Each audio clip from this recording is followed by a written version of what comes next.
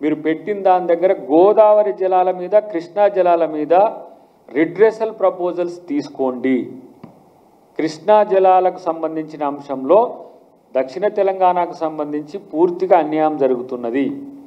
ఈ విషయంలో కేసీఆర్ చేసిన తప్పును సరిదిద్దాలంటే మళ్ళీ రిడ్రెసల్ పాలసీ తీసుకోవాల్సిన అవసరం ఉంది.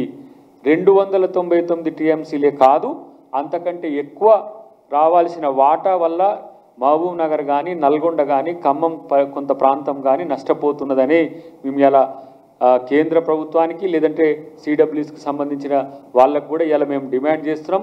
అపెక్స్ కౌన్సిల్ పదే జరగకపోవడానికి కారణం ఏంది అని అంటే, ఒక పార్టీ వస్తే ఇంకొక పార్టీ రావట్లేదని ఒక మిత్రుడు చెప్తున్నాడు. ఏ పార్టీ రావట్లేదంటే తెలంగాణ పార్టీ రెండోసారి రాలేదు, తెలంగాణ వైపు నుంచి రాలేదు.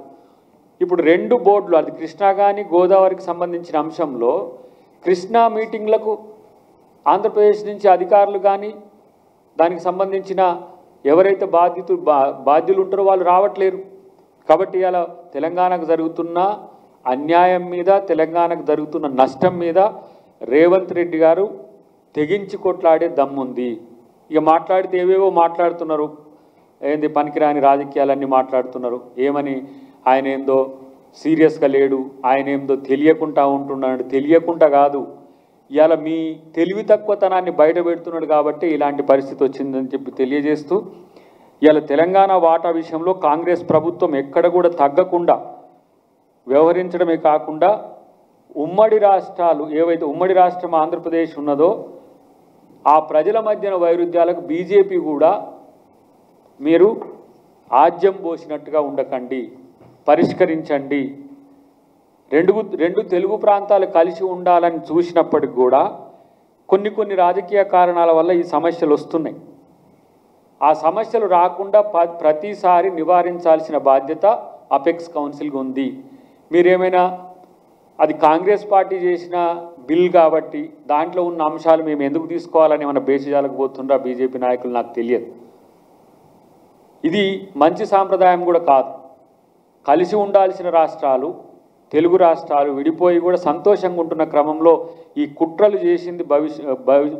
చేసింది పూర్వాంకంలో బీఆర్ఎస్ అయితే భవిష్యత్తులో ఇంకెవరు కూడా కావద్దు.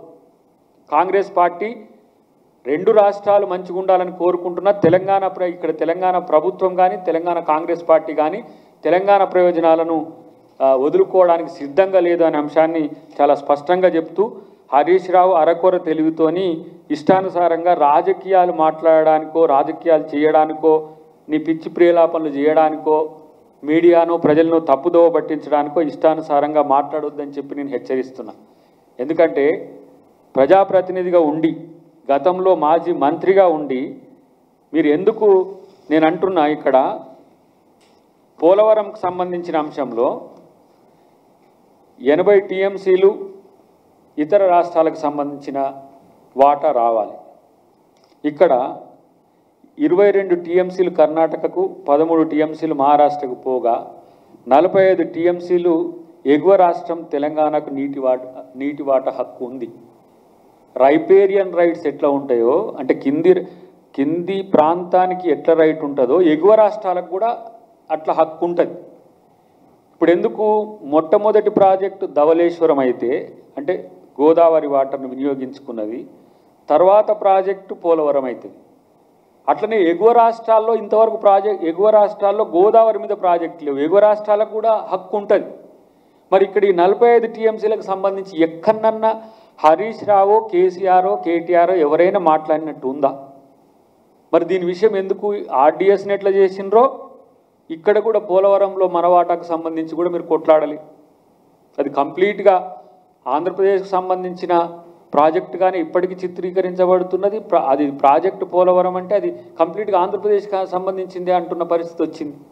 మరి 45 టీఎంసీల వాటా తెలంగాణది ఎందుకు అడగట్లేరు, ఎందుకు అడగలేదు? ఆ రోజు దివంగత పీజేఆర్ గారు పోతిరెడ్డిపాడు హెడ్ రెగ్యులేటరీ మీద పోరాడిండ్రు వెనకటికి, కాంగ్రెస్ పార్టీ నాయకుడే. అది 44,000 క్యూసెక్లకు ఎక్స్టెంట్ అయ్యేదానిక మీరు అట్లనే ఉన్న పరిస్థితి ఉన్నది.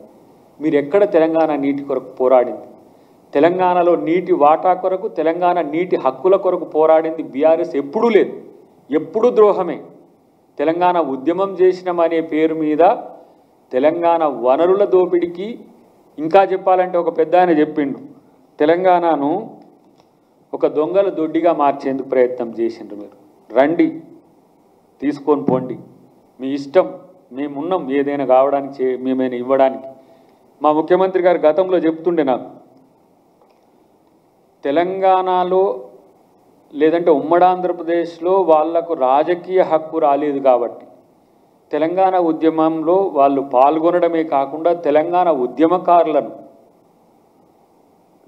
నమ్మింపజేపి తెలంగాణ ఉద్యమకారుడిగా అవతారమెత్తి ఒక రాజకీయ పార్టీ పెట్టి